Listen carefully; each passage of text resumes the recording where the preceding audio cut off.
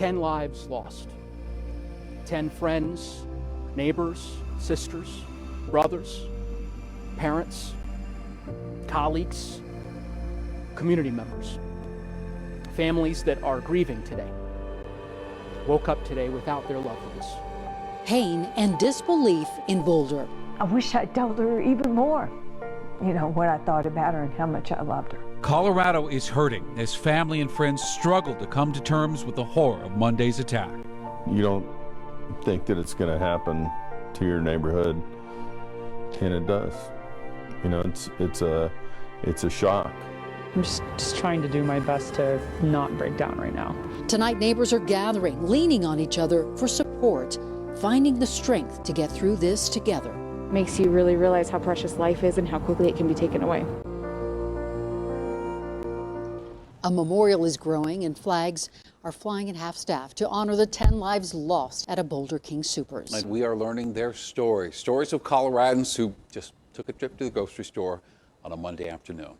To Lana Bartkowiak, she owned a clothing store with her sister. Her friends say she went to that King Soopers just to pick up some medication. She was just 49 years old. 25-year-old Ricky Olds. She was a manager at the store. Her family says she had an infectious giggle and a smile that could light up a room. Suzanne Fountain helped retirees transition to Medicare. Co-workers say she was warm, caring, full of life. She was also involved in the theater community. Kevin Mahoney, the 61-year-old, had just walked his daughter down the aisle last year, and his daughter wrote on Twitter, quote, "My dad represents all things love." Terry Liker, a 51-year-old store employee, had worked for King Soopers for 30 years. 23-year-old Nevin Stanisic. He was at the King Soopers to service a machine at the Starbucks. Officer Eric Talley, a father of 7, who ran towards the gunfire to save as many lives as possible. Denny Stong, the youngest of the victims, just 20 years old. 62-year-old Lynn Murray. Lynn was filling an Instacart order when she was gunned down. And Jody Waters, she was just 65 years old. And our thoughts and prayers are with all of these families tonight. It's such a tragedy, but it's good to see that we can all come together and sort of deal with this together and that we're here for each other. You brought the whole family out today. What did you tell the kids? What was the discussion like to come out today? Yeah, we just talked with our daughter about what happened, and she's kind of upset as well. We live close by. Yeah, go to the store. We go to the store. This is your King Soopers? Yes, it's our King Soopers. We know lots of employees. You had some flowers, I think, when I saw you all walk in. How did that make you feel, being able to bring flowers today? It made me feel a little better about the situation. That little girl said that's where they go to get ice cream. And that's what you heard from all those people is, this is my King Soopers and this is what I can do to show I care. And really, it could have been any of us. And for friends of Jody Waters, they wish they had one more day to tell her how much they loved her. Meet Jody Waters. A gentle spirit. With a charismatic personality. Jody sparkled. When she walked into a room, she was a breath of fresh air.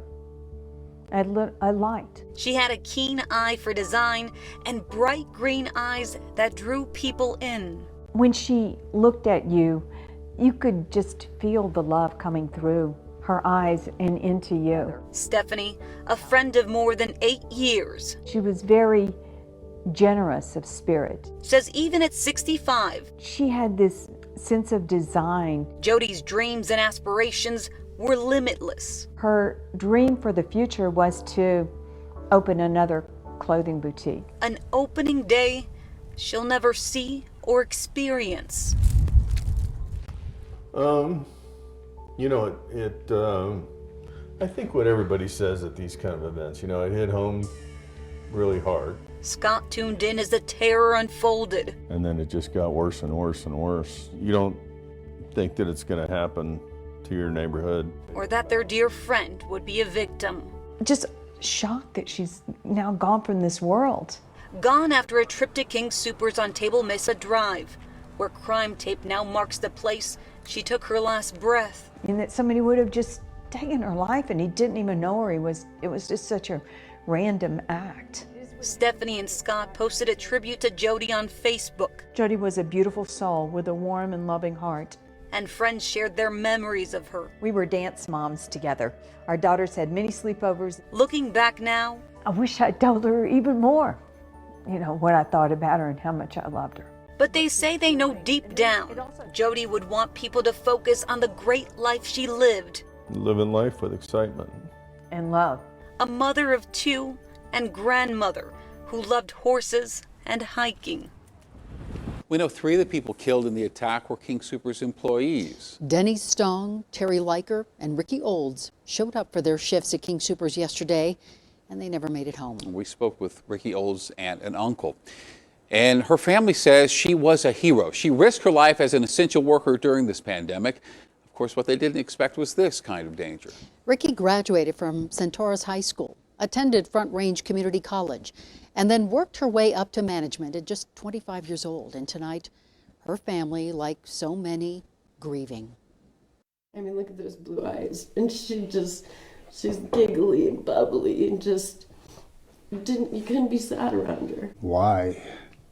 Why did you choose that King Soopers? Why did you shoot my niece? Exactly. Why? I mean, maybe at least we can get an answer to that. We certainly hope to get an answer to that question, why, in the coming days.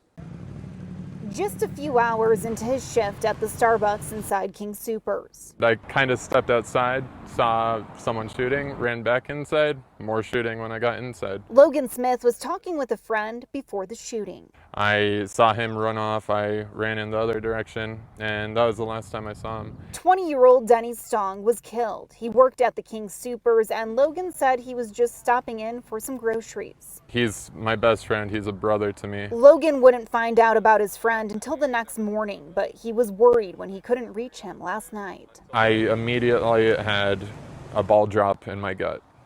I knew that something was not right. He was also friends with another employee who was killed, 25-year-old Ricky Olds. Logan says they went on a break around the same time and they were getting back to work when the shooting started. I barricaded one of my coworkers behind multiple trash cans within the Starbucks kiosk, hid her, and then tried to find a place for myself. In all the chaos, he was thinking about his friends, wondering if they were okay, wondering where Denny was. I had so many friends there that day, and so all of them were on my mind. Students feel safe knowing that officers like Officer Talley were willing to be there and that they really put themselves on the front line.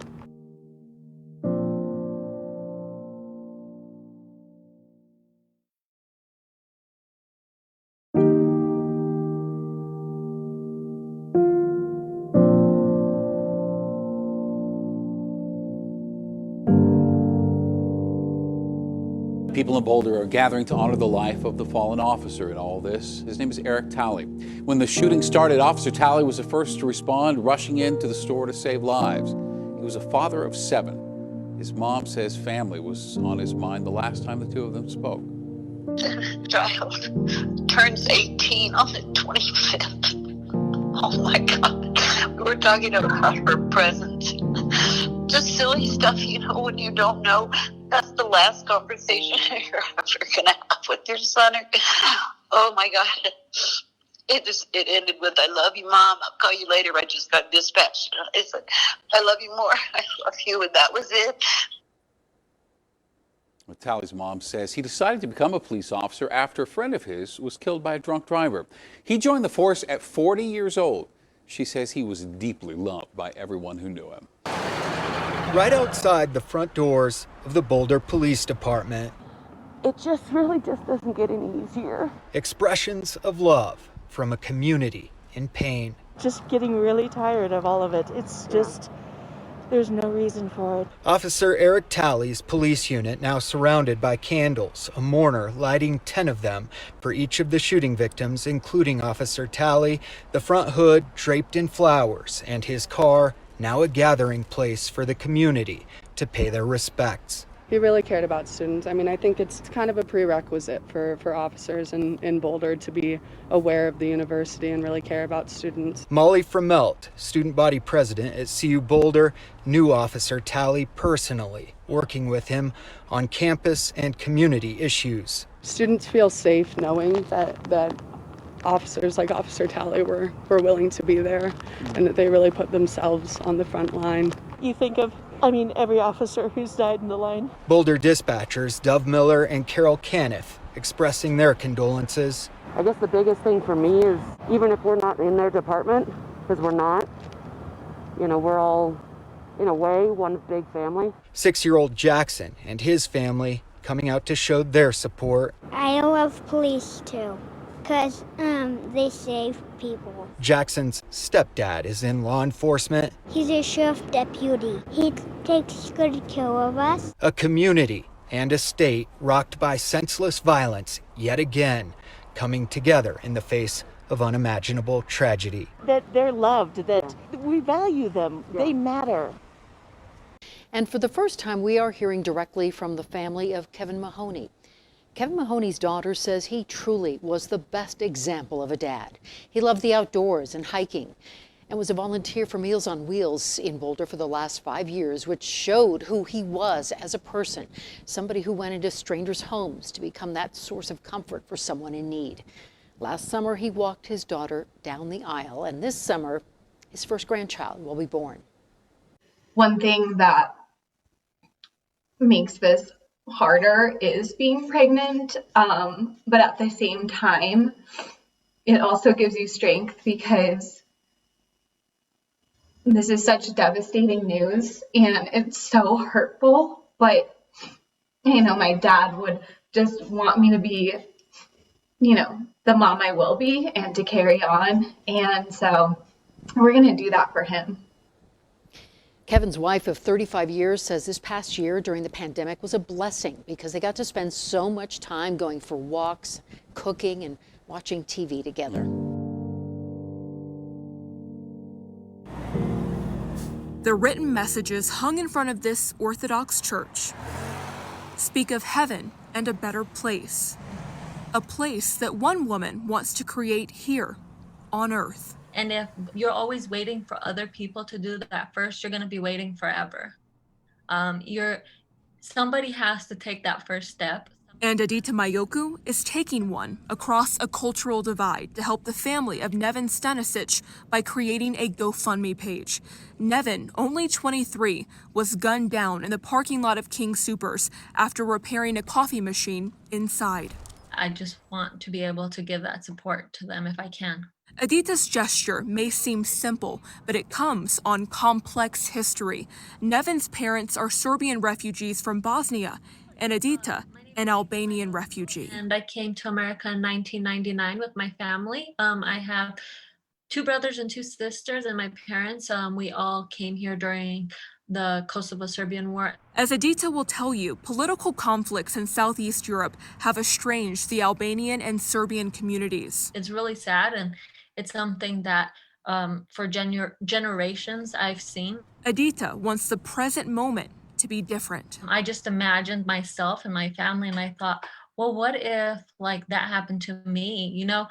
My family would not know. They're not very good with technology. They would not know how to set something up, but I know that they would need those funds. While funds won't heal hearts, she hopes it helps Nevin's family in their journey. She's just a mother.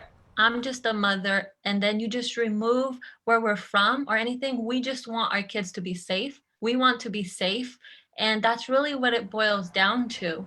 And to the moment where in tragedy, people find unity. Our backgrounds are so similar of our parents, how we came here, why we came here, what we were searching for here in America, a peaceful, better life. I just have the deepest sympathy for them. I'm hopeful that, I hopefully will get to meet them and we'll be able to give them a hug and give them my condolences in person.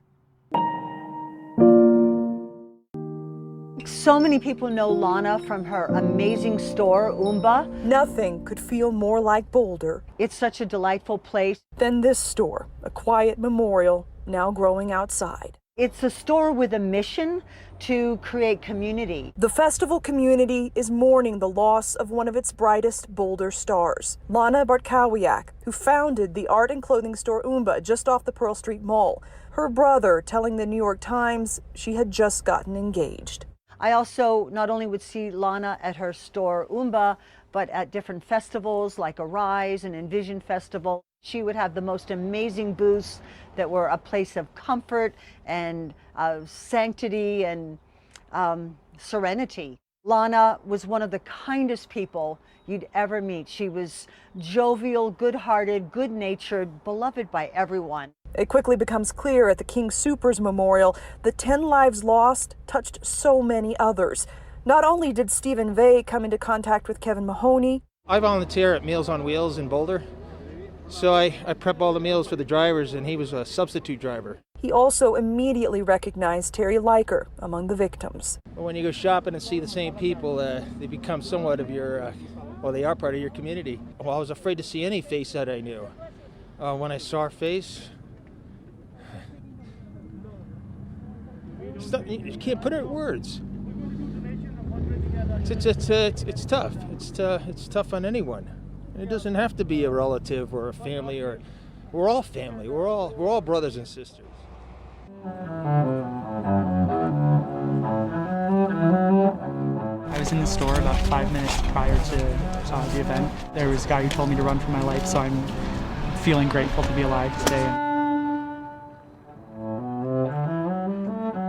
That's why I chose to play Bach, because I tried to find pieces that I thought were somber enough and yet melancholy. I've been really upset about it, so I thought like the least I can do is come down and light some candles.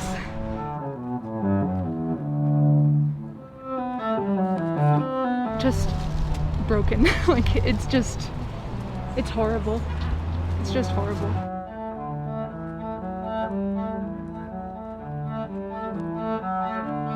We brought 10 roses, one for each of the victims. Makes you really realize how precious life is and how quickly it can be taken away.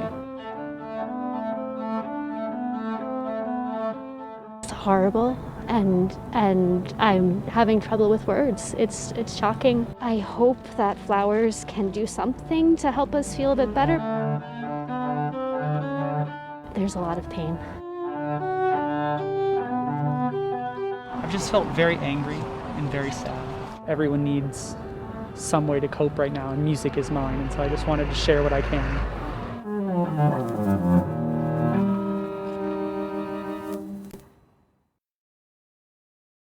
We continue to learn more about those we lost, their stories, who they touched, the lives they lived. We're learning Lynn Murray was a retired photo editor working for popular magazines like Cosmopolitan, Glamour, and Marie Claire. She loved to travel and spent about a decade living in Florida before moving to Boulder. Janet Cotton bonded with Lynn and created a decades-long friendship after the two organized a fashion show after 9/11. She was a really, really special friend to me. She's, like a soul sister. She's the kind of friend you want to grow old with. For her to be gone out of my life, I know she's in my heart. I know she's in spirit. Lynn was working for Instacart and was inside the King Soopers filling an order. Her family and friends remember her smile and selfless attitude.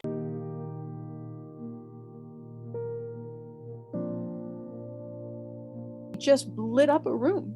She just did. And because of that, Suzanne Fountain captivated audiences for 12 years in the Denver and Boulder communities. She just had an immense talent. It would have been terrible if she hadn't shared it with the world. So Martha Harmon Party wonders why her friend was taken from it. It doesn't make any sense at all. I know it never does. 59-year-old Suzanne Fountain was one of the 10 people senselessly killed at King Soopers in Boulder on Monday.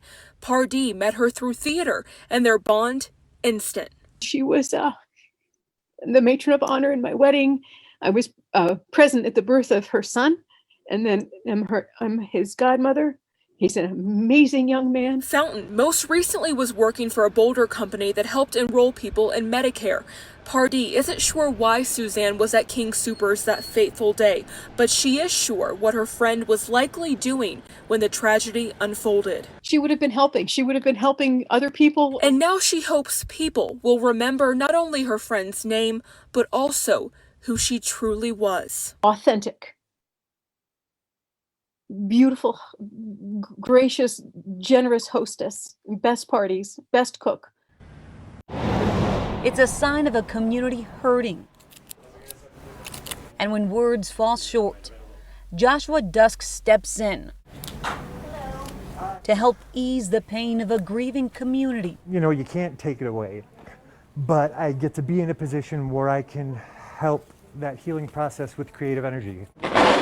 Orders have been pouring into Boulder Garden floors since Monday. Really busy. When we learned 10 people tragically lost their lives. Heartbroken.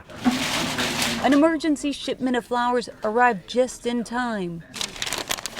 Police departments, former employees of King Soopers, local businesses that knew people, the victims, they're sending the flowers, neighbors and friends, and a lot of people walking in, just concerned citizens. I think I feel like a lot of people just overwhelmingly heartbroken and sad. Aaron Piling picked up 3 bouquets for a vigil. It's our way of pausing and observing what happened and taking part in paying tribute to the victims. Pushing way in. Flowers and arrangements cover the fence outside King Soopers, a sign of sorrow and strength. A tribute that allows people to grieve. I feel terrible about it. It's just awful. And give back at a time when one can feel so helpless. They're beautiful. They're soothing. That's what you do. You know, when you lose somebody, when you bury somebody, they're just a way of showing that you care. It's just so sad that we wanted to show our respect for the people who died. Breathing hope into Boulder Strong, and a reminder to tell those you care how much you love them. I tell my friends, you know, I love you all the time. Not quite sure how we're all going to come back from this, but we will. We're resilient. We'll make it past this. We're Boulder Strong.